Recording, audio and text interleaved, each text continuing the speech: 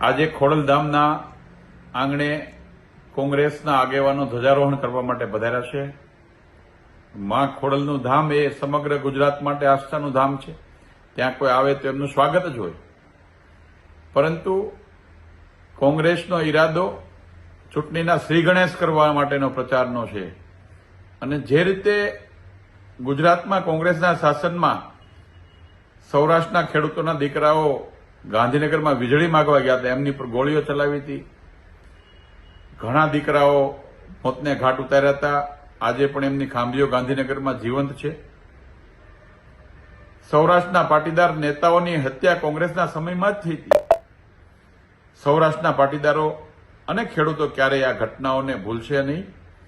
કોંગ્રેસના શાસનમાં સૌરાષ્ટ્રમાં અને ગુજરાતમાં ખેડૂતો પર જે રીતે અત્યાચારો થતા હતા, જે રીતે સીમ ચોરીઓ થતી હતી, એ વાતને હજુ પણ ખેડૂતોને અને પાટીદારોને યાદ છે.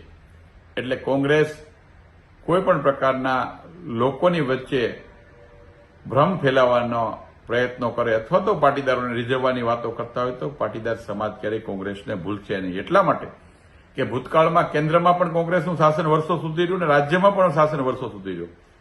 એક પણ પાટીદાર નેતાને ક્યારેય કોંગ્રેસે પ્રોજેક્ટ કર્યા નથી, એમને વધારાની મહત્વની જવાબદારીઓ આપી નથી. એ ગુજરાતના પાટીદારો સારી રીતે જાણે છે.